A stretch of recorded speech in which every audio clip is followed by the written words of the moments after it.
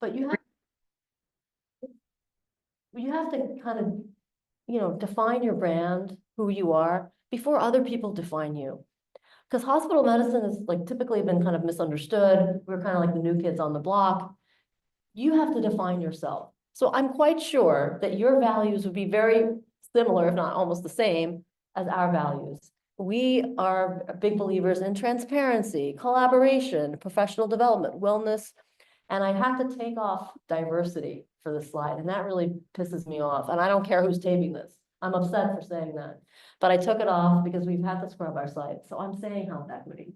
What I really mean is, okay, these are our values, and we stand by this. Everything we do, from our recruitment to our onboarding to how we live our lives as hospitalists, has a lot to do with this. I'm very transparent with my data. I know Rishi is too. At every hospital faculty meeting, we have 2 faculty meetings a month. One of them, we show metrics for the whole group every single time. Are we meeting our mark? Are we not meeting our mark? And I'm very transparent if someone's not meeting expectations individually and privately. I will say, you're not really meeting expectations. Your ODE is not so awesome. What's going on? And to be fair, but also to be very transparent. We believe, obviously, we're the big collaborators. If we didn't do what we did for hospital medicine, we wouldn't have been that busy at number 3. You guys are number 8. You're going to get up there for sure with stuff that you can do, and on and on. And again, this is more of like our vision statement. As a hospital medicine, it was important for us to create a vision statement as who we are before others defined us. And you can see it's the usual trifecta, right? Great clinical work, great education, and great research. That's who we are, and that everything we do is one of these 3 things. Okay, you really can't manage what you don't measure, so we have to get very good at embracing metrics. And I know you guys are doing this, but we do it, I think, to maybe even a crazier degree. I do it, and I actually sometimes even put it on the big Excel spreadsheet for everybody to see what their metrics are even. We're very, very, and the big one, ODE length of stay, ODE mortality, early discharge, readmission rate, hospital-acquired conditions, and patient experience, which we haven't talked about much. This is something that has sort of evaded us. We don't do so great on our patient experience scores, something we need to improve upon. But we embrace it and measure it. And this is the thing. This is, I told you about our vision statement a second ago, but our real kind of get real statement: if there's no margin, there's no mission. And at no greater, at this time, more than any time, we're going to really understand we need to have this margin. And our institutions are looking to us to create this margin. So there's a lot of pressure. Okay. So in the earlier days, before you came, Rachel, I had this MECWI score, the Medicine Efficiency Quality Index. And this was a huge, horrible formula that you could see on the bottom with, like, what was it? Like 5 over the inverse of ODE to the third, all kinds of crazy stuff. So it basically it captures all the metrics that we're interested in this like really crazy formula. At the time, our CEO had done the SECWI. He was a surgeon, so he encouraged us to do a MECWI. So I did it. But if you can see, I weighted it very heavily towards the ODE length of stay. So as long as the inverse, whatever, 5 over the inverse to the third. So if you did great on that, you were going to get your bonus. Okay, so I made sure we, as a hospitalist, I knew how to kind of fudge the formula a bit. But yes, we included all those other things here. ACP, do you guys have an advanced care planning note here? Do you guys do that? That was very big. So I think it was in 2008 or so, we got on the Dartmouth Atlas. This is like a big group of, shows big data from all, and NYU was #1 in the worst way. We spent the most money in the last 6 months of life.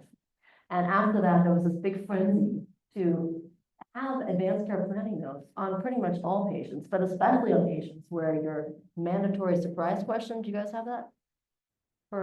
No, okay, so we had a mandatory surprise question, and the question was, would you be surprised if this person dropped dead in the next 6 months? And if the answer is no, I would not be surprised at all, he's on death's door right now, then you would be mandated to do this advanced care planning note. It was very big in New York, and we got it into their bonus metric, and you can see here, it wasn't weighted too much, but we got it in there. And so this is what we did. And I happened to choose one where I was on the top, but there have been times when I've been on the middle, in the middle or towards the bottom. But we basically, put all these metrics in, and then out came the MECI number, and I would display this. And I kind of buried everybody else's name there. But you can see who was on the top and who was on the bottom. And it is about, it was tough as a leader to do this, I would prepare the group and say, listen, it doesn't mean you're a bad person. It means that something is off in your workflow or operations. And it took a lot of trust. And again, speaking to Rishi, I've had the privilege of hiring every single hospital because I've been here for so long at NYU. So everybody kind of knows me, hopefully knows that I'm firm but fair is what I kind of like to make sure that people know about me. And I'm not trying to get out. I'm trying, I want to be in everybody's corner, but I'm held to account as well. The dean, I meet with the dean twice a year, and he asks me all these hard questions about hospital medicine. So he's holding me to account, so I have to hold everybody else to account as well. And this is how we did it. I haven't done this in a while, but it was a quick start way of everybody getting on the same page very quickly. And I also incentivized the group monetarily. So there is an incentive metric bonus. Some of it are group metrics, some of it are individual metrics, and people get their bonus at the end of the fiscal year. And so that's, again, one way to get everybody on board. And P.S., it's not just medicine, the physicians that are incentivized, nurses are incentivized, other people as well. Okay, so that's one way. And this is some of my little love letters that I send to people as well who are not really performing up to snuff. And meanwhile, these are people not even in the division of hospital medicine, but sometimes there are a couple of people who take care of the transplant patients once in a while, and their numbers are not up to snuff.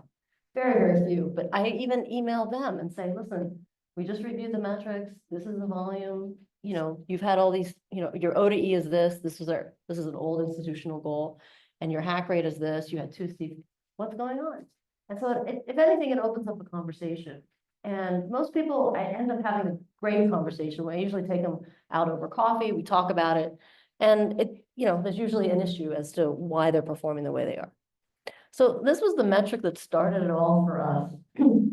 Dreaded DBM. I won't spend a long time on this because DBM for me is now a marker on how people work in teams and how they collaborate with one another, more so than specifically what % of people actually get discharged before noon. It's an important metric, but it's not one that I look at it now in the context of ODE length of stay. If your ODE is 0.7, whatever, forget about discharge before noon. You're doing something right. So, but this is what it was. So a very simple number, they got a lot of people's attention in the C-suite. So basically, if a patient came up to the wards and they came up after 1 p.m., they stayed an extra like 0.6 days, which is nuts. Can you imagine? And the reason why is because they were just wasting half a day down on ED. So this is the metric that really got us all started. I won't go into this whole thing. We had a whole discharge before noon thing. This was our strategy that we got there from a kickoff event, recognition events. I talked about the papers already, so I'll go over that. But some of these early outcomes that, because of that DBM win, if you will, was institutional currency. And this is something that I really learned as a leader. You pick up your currency where you can. Like, if this person needs something done and I'm helping that person get it, well, I just got some institutional currency and I put it in my little kitty here for next time. And we earned a lot of institutional currency for this early discharge initiative. Because people, they didn't think we could do it. This was medicine, sad, horrible service where people were dying and having behavioral events and all kinds of crazy stuff. And we still got them out. So this was a lot of institutional currency. And I used my currency for lots of different things to help my team. One of them was buyout for leadership roles. I showed you the photo of my essentially army of medical directors. And this is something that when you guys go to Arcadia or Verdugo, you gotta have a medical director in there. These are my eyes and ears in the service, people who are just basically the chiefs of unit or chiefs of that hospital. That's an important role. And you get I would imagine a buyout and a bit of extra in return for that. Leadership courses for promising young hospitalists. I was able to get APP support. Actually, we just got APP support for Surge. Can you believe it? Salary support for research and QI stuff, and then career opportunities, whether it's committee work or promotions, speaking events, blah, blah, blah, blah, blah. So again, it's all about currency and using your currency. But really, as a team, as a hospitalist team, you want to, create, accumulate currency. And you do that by doing these things that other people want you to do that are within your values that we talked about at the beginning. All right, you don't want to go against your values. So the second thing, talked about the leadership thing and all that, is this geographic awards, which again, I know doesn't quite apply right now, and I apologize, I didn't quite realize how much of this weight on co-management you had before now. But geographic awards is really the game changer. It was a game changer for us. So we came back from COVID, patients were sick, all of a sudden our metrics started falling. And we needed to figure out how can we, make work more joyful, make it more efficient, and make it so that the patients really, understand that the hospitalist is the person who's caring for you and they're around all day and all that stuff. Before, we were going around to 6 different units, like with chickens with their head cut off. We had patients all over the service, and it was very, very difficult, all over the medicine hospital. And now what we did is we consolidated to 1 unit and 1 unit alone. And this is critical. There was some status quo issues. There was this desire for continuity, right? There's a patient that comes in from the ED. We want to see that person in the ED. Then we see them on the floors. Then we see them when they go to the step down, which we got rid of. Then we see them back when they go to the floors, and then we see them on their way. That doesn't happen anymore. That's old school. Now, if there's a bed that's open on your unit, the patient from the ED is going to that team. Done. No questions asked. If your team happened to have discharged 5 patients that day, well, you're getting 5 new admissions that day. That's just the way the cookie crumbles. Because there are days when you're not discharging that many and you're not going to have that much turnover. It all evens out. So the push was this poor interdisciplinary communication, our sluggish metrics, increasing patients who are harder and harder to take care of, and this big old volume. So I mentioned this before. All patients are in a single unit. All the care managers and social workers are right in that unit. You don't have to move. They're right there. All the teams admit daily. This is a departure from the prior thought where, like, I'm pre-call, then I'm long call, then I'm short call, and now I'm not on any call. No. You're on call every day. You're admitting every day. And then again, the medical directors were great. This is what will buy you. And I think this makes work much more joyful because you don't have to chase people. Here it is, interdisciplinary rounds. This is a little bit of an old photo, but you have there from like 9:30 to 9:50, and you basically run the list. You ask for, like, why is the patient here? Why is the patient still here? What has to happen for them to leave, and when and where they're leaving safely. You go through, all the important things. I put stuff here. Who's a DBN? Who has a line? Who has a tube? Who's in pain? Who's a difficult discharge? This kind of stuff. So it's checklist based. The nurse managers run it. The annoying part about ours, which I would recommend you not doing, is we have 2 teams come at once. And the nurses are the ones that are coming. This is a bit of an old picture, but they come, and then whoever that nurse is taking care of, we talk about her patients, she leaves and goes. It's a bit annoying, but anyway, it works. And then we also have this highly effective afternoon round.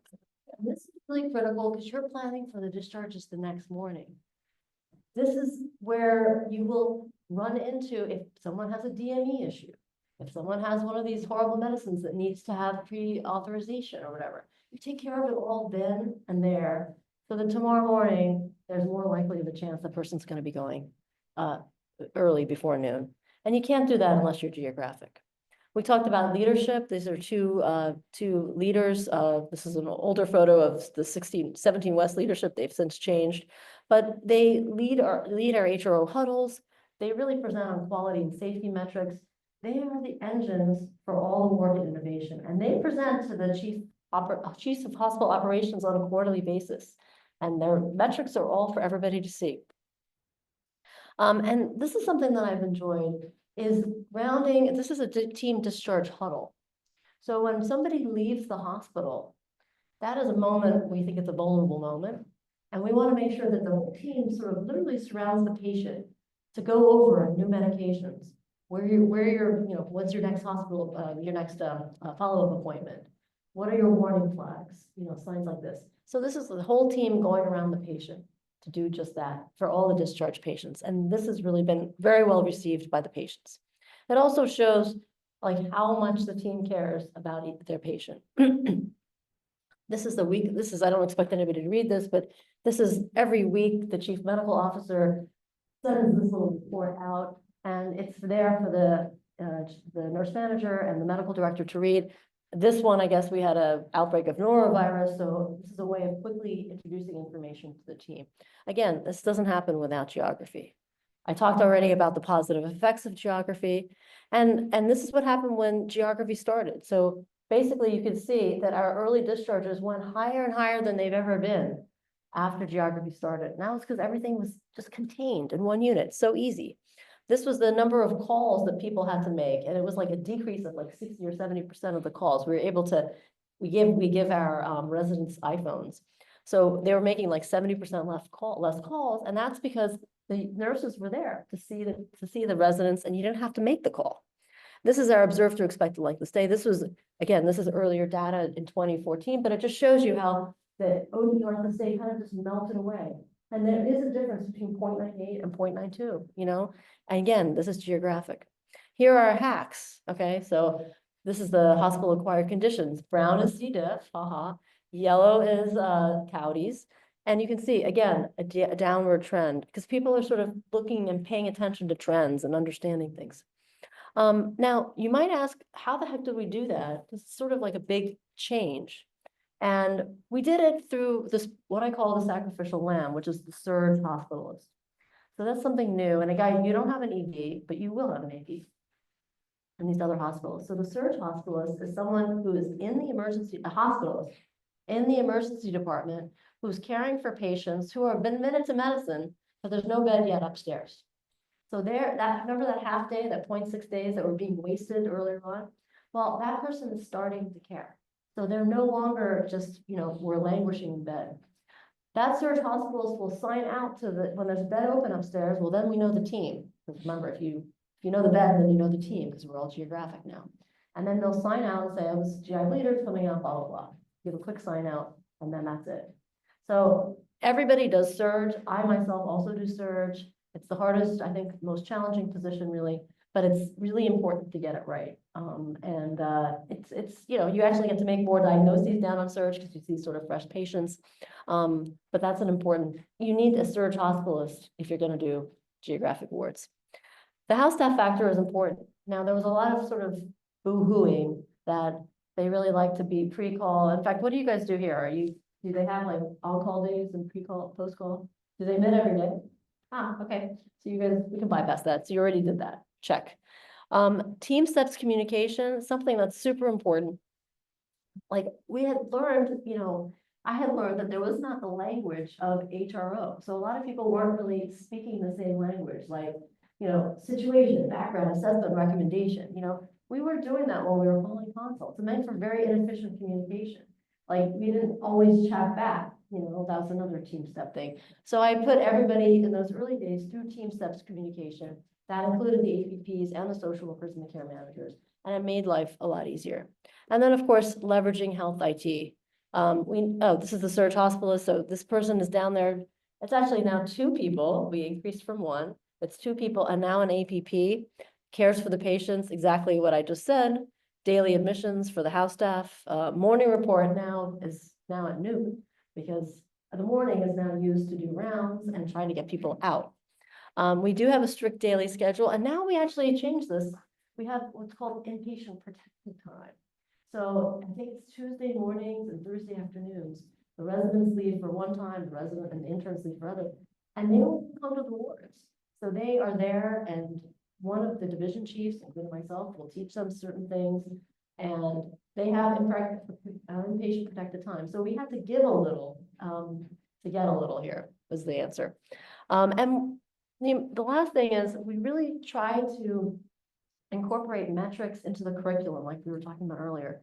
That's really critical. Residents have to understand that, hospitalists aren't just like guns for hire, trying to get people out so the hospital makes money. No, that's not how it works. It's a patient-centered approach. Nobody wants to be in the hospital if they don't have to be. And we have to understand and make sure our residents understand this. Do you guys do some education for residents about like the importance of metrics and stuff like that? Ish. Okay. The residents like this stuff. You know, a lot of residents want to be hospitalists, so they kind of, if they understand these metrics a little bit better, it makes it a lot easier. We do for the families. Oh, you do? Yeah, I am residents are out. They come there for like a few weeks. So it's not. But I gave it to 10 minutes residents what a year ago. All And how does it received? They do love it, right? It helps them make sense of like this crazy world. Honestly, like if we're not doing that for them, we're not really preparing them for the real world, I think. Yeah, because I think what happens is then they say, okay, so that's why we care so much every day about these metrics. Exactly. And it's a false narrative. Speaking of false narratives, it's a false narrative that gets perpetuated. And then we as the hospitalists really have to put an end to that. Okay, so more about this. We have this firm system. We have a dedicated hospitals faculty, and that's changed. You know, it used to be a free-for-all. Anybody could be on the house staff team. If it fit with your schedule, you could do it. And now it's different. Like we really want our best educators on that firm team. And, you know, you could be a great teacher, but maybe you don't have enough time. Well, then don't do it. You know, you have to spend the time on the warrants. You really have to, you know, really nurture these residents. So we have this firm faculty, and they spend most of the time on that, the resident team. We have 16 inpatient medicine teams, 5 are house staff, and 11 are APP. It's a huge number, huge, huge, huge. So firm faculty salute. But most of the time they spend on the house staff team, but they have to do some time on the other team because there's so many of those other teams. We do have a specialty teams, Palm and ID with a second attending. That's always nice to have a second attending around with you. And I talked to you about those educational lunches that Omar Musa did, where you can, if you know you have a patient with decompensated heart failure, then the next day, 3 articles for heart failure or a podcast on heart failure is going to be emailed to your inbox. So you could quickly learn and teach on that. So this is kind of what it looks like now. I mentioned the protected time. So this is what I sort of expect. So let's go through the hospitalist line really quick. So I would expect my hospitalists to start chart rounding at least at like around 7, so that they really have to hit the wards at 8. And by hitting the wards at 8, it doesn't mean like being by a computer at 8. It means like you're in the patient's room. And now we've changed it so that when you're I never like to round alone. So I round with my APP, the nurse as well. So we all round together. And that usually takes, an hour and quarters or so. And then you go to interdisciplinary rounds, finish off your work. We have a hospitalist conference many times from 12 to 1, so the house staff. And then, we continue the rest of the day. So, but it is like an earlier start, so you can have like a better finish, really. Oops. Okay, here's a fun fact. So we have we have several hospitalists at night. And we do that because we have to have the surge attending at night. Remember, that's 24/7. We have a consult person at night. That's also 24/7. And we have this person called a team captain. The captain's role, and I have to say, I was very happy NYU approved this. The role is they don't actually take care of any specific list of patients. Rather, they take care of everybody, not the ICU. So if either any APP on the floor or any house staff on the floor is worried about any patient, they call the team captain. That captain, who is a hospitalist, is expected to go to the bedside and do an assessment with either the house officer or the APP to make sure this patient is okay. And maybe that person needs an an RRT or goes to the unit, or maybe it's a false alarm and nothing's going on. A note has to be written so that there's like a hotspot note so that all the attendings and everybody knows what's going on with the patient. And this is, I didn't actually even have to fight for this one. This was a culture of safety kind of thing where, we have so many now sick patients at night. We need some grown up at night to actually take care of things when things go awry. This person, sometimes in the past got sucked down to surge because surge has been crazy. But as I said, we just increased the surge number. So I'm hoping this person will be protected here. We also have like a deterioration score. This is the EPIC prediction model, which is not as good as we know from Dana Edelson. But we do use that as one way of saying, okay, this person may not be great. So there's a few little inputs. Maybe the MSQ is no, I wouldn't be surprised. Well, you better round on that person. Or maybe the EPIC score deteriorated is really high. So you better round on that person. Or you're getting a call from the house staff of the APP, round on the person. Also the day attendings, if I know that someone's had a kidney biopsy, well, they bleed a lot. So I'm gonna make sure my captain knows to make sure to round on that person at night, make sure they're okay. So there's lots of different inputs that the captain can have, but the goal is for them to have the real lay of the land at night, be that resource that everybody wants to turn to as opposed to run away from, and to be an effective leader at night. Okay, so this is an example of the EPIC deterioration score. So red dot is bad, green dot is good. They keep playing around with the threshold, so I look at this a little bit with a grain of salt. It's not as good as it should be yet. But again, if it's red, I probably pay attention. This is the team steps training that I was telling you a little bit about, you know, things like I'm concerned, I'm uncomfortable, this is a safety situation. We have a lot of new nurses and a lot of people don't understand the language of escalation, which is its own language. So these are like the very, very basic ones. And my favorite, of course, are the 4 questions where, why is the patient here? Why is the patient still here? What has to happen for the patient to leave, and when and where are they leaving safely? If everybody's not answering all those questions the same way, we got a problem. And so everybody needs to be on the same page.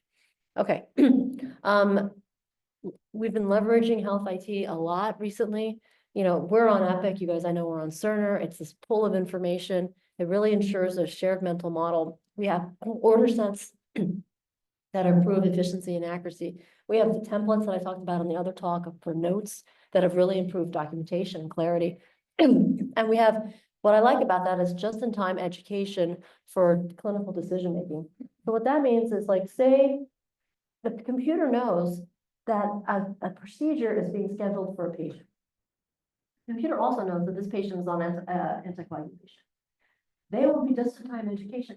Are you sure when are you going to stop, or are you going to stop the anticoagulation on this patient? So that's pushed up into your note right then and there. So you have to answer that question. Same thing with IV antibiotics. They know if someone's on antibiotics, and they know the EDD, the estimated discharge day. So if your EDD is tomorrow and you're still on IV antibiotics, the computer will ask you, is this person going to go home on IV antibiotics? Are you stopping them tomorrow? Are you switching to PO? Again, as a prompt to try to get you to think a little bit more about that discharge plan. Okay. All right. Yeah. Creating a 24/7 hospital. This is my, this is my little saying to my kids. I feel like all my kids are always in a rush, you know, rush. I always say, you know, the fastest way to sort of speed up is to slow down. So as hospitals too, we're always in a rush. I am too. I'm the worst. Rush. And sometimes you have to remember the fastest way to get a lot of work done is just to slow down and talk with the patient and to understand them a little bit and to see them as a person and not as like the heart failure in bed 5, even though that's what you want to see, because it's just like you've got so many patients, you want to go. But I do think that there is a little bit of, you know, doesn't take much to create a really great, important moment with the patient.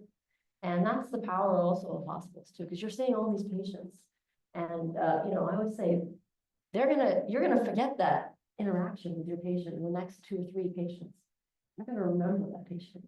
So you really have to be on your A game as a hospitalist, you know, really go in and kind of own the moment and not be on your phone, which I know is hard with them on my phone now. It's hard, but it's something that we have to be kind of mindful of. Okay, this is the 24/7 hospital. I alluded to this a little bit in the talk earlier, and I think you guys are doing a lot of this stuff, so it's great. You know, this triage guidelines was such a pain in the ass for us. You know, we were getting into fights over, you know, kidney stones and orthopedic patients with hypertension who had a, you know, fracture. Where do they go? And this is just the example of the urology guidelines. I just pulled this from our intranet thing. And here you can say very quickly, ones that are going to urology, ones that go to medicine. It's right then and there. There's no fussing around. Do you guys have any trouble with that or no? For your medicine teams? The ones that we co-manage, it's not as bad because You have the agreements. we have the agreements. We sometimes get into discussions or disagreements, but The non-co-management, so that'd be like, hepatology, hepatobiliary surgery, Yeah, vascular, much, sticks. Neuro, neuro is a big one. We had to it's do it. basically anything during COVID. COVID, there still sometimes are, Right. right? Particularly, sometimes with urology and vascular, but like, we always go back to like, hey, we have this. We Right. used to have a really big one with ortho trauma and transfers, and like, Bonnie really worked on that with them. So that like, we know that before they arrive. Right. Medicine prior, so it's not as much. This really helped us. And, so a lot of these like silly calls go away. You know, this is one thing that we've been talking a lot about, and you guys totally need to do this to reduce your ODE mortality. And again, as I always say, don't hate the player, hate the game. This is what we've done now. Your ODE mortality was in the ones. Yeah, okay. 25. She said there was a little bit of a blip, but anyway, right, 0.85 for the year. And ours is like 0.3 or something ridiculous. Yeah. And the way we did this was a little bit sneaky, but I'm here to share secrets, and this is not a, this is something you guys can easily do. So it's about creating an inpatient scatterbed hospice unit. And what it is when a patient is about to die, you don't want to count that as death. It doesn't sound awful to say this, but this is how we do it. You flip them to hospice, it doesn't count as death. And you do that by creating an inpatient service for hospice. All of our hospitals are trained. They went through this EPEC, which they did too. EPEC, EPIC, what's called something palliative, something. It's training. It's like 12 or 15 maybe different modules on pain management and symptom relief, et cetera. They're actually quite good. And then when you complete that training, which is required, all the hospitals they have to do it. Then they can be credentialed to take care of hospice patients, even though we're not palliative boarded. Our hospital allows us to do that. So now your patient is staying in the same bed. This is a scattered bed. So they stay in the same bed, they don't move, but they get all the care they need right then and there. And when they die, they don't die as an inpatient service. They die on hospice. So that's one way we got our ODE to go down. We did other stuff too, but that I think is the easiest major one that you could do. And I know you said you were very close to getting that on. Yeah, I had done. You had it, 2019. You took it away to COVID. Because they said right, you had it on, right. So, and it was only 5 beds. it's 5. And why does it even have to be 5? It could be as many or as little as you need. So, I don't know. I think that's an easy one to do, or at least conceptually easy. Okay, so this is the same thing. Scatter beds mean patients don't physically move because families do not like moving. And they also receive, this makes me feel a little bit better and not as icky when I do this, but they receive bereavement for a year through hospice. So at least they get something out of the hospice thing, at least VNS hospice and the hospice agencies we use. Okay. And so templated notes, this one is really critical. And on the bottom of the note, I showed you the templated note in the other talk. On the bottom of the note, it'll talk about contingency planning.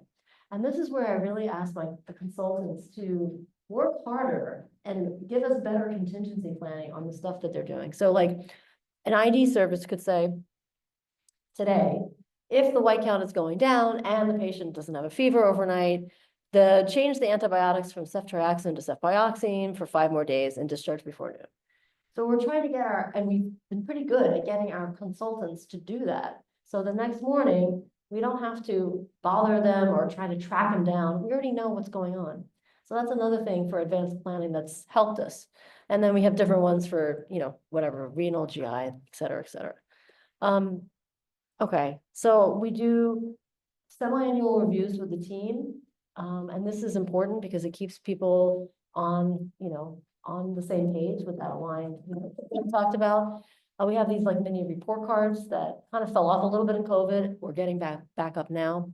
And then we really are trying to get people to focus on leadership roles. So my big question when I meet a new hospital is, what is your ant? What else are you really passionate about in addition to patient care? Now, it could just be patient care related stuff, and that's perfectly wonderful. A lot of people a lot of people have another interest, whether that's IT or education or patient safety or whatever. So my job as the leader is to try to get them into those roles, and we've been very, very successful, as you saw in my other talk. We're really trying to get people, we've been under GIM for so many years. Many people didn't get promoted during that period. So we're getting a lot of people more promoted now. Many people are taking it's not the non-academic route, but there's like the tenure route, which nobody has. Then there's like what am I forgetting? It's the teaching, it's not teaching, it's something else. There's a teaching route, let's just say, and then there's a clinical route. A lot of people now I'm promoting on this clinical associate professor route, and it's really successful, and they're doing a great job. And we have a robust CME series. We talked a little bit about Vivian. We have monthly journal clubs, quarterly updates in hospital medicine. All of this is over Zoom. We don't do anything in person anymore. I know you guys are doing hybrid. I haven't had much success in hybrid. Nobody seems to come, even though when they're hospital, you guys are much better. We have a quarterly ethics symposium, we have divisional grand rounds, et cetera. So we try to nourish people with their CME stuff. And we just had a national conference, which everyone's invited to next year. It's called Transforming Hospital Medicine. And this year's theme was how we advance via AI. Did anybody come to that? I invited a bunch of people, but I don't know if people came to that. We had a lot of people come from California. I wasn't sure if that was your group. Okay, anyway. So we had like 300 and something people come. I was speaking to Vivian, like in this time when, money is short, I got money from pharmaceutical companies. And they are now going to give me money, which I can give for people to do leadership stuff and conferences and stuff like that. So it may be one way to think about it in this sort of leaner times. Okay, this is my pet, my little love, the book club. So I'm a huge reader. We do 12 books a year. This is our selection for this year. We have 2 sessions a month, so this is like 24 sessions of hour-long book club stuff. I do think it is really important to stay inspired. It's so hard right now, and books are not for everybody. Some people do movies, some people do running, some people do whatever. But it really is important to stay inspired and figure out like how do you nourish yourself? It's so easy because the hospital suck you up and spit you out. But really, really important to stay inspired. And that's what I got, guys. So thank you so much for your attention. I so appreciate it. So lovely to see everybody. Thank you.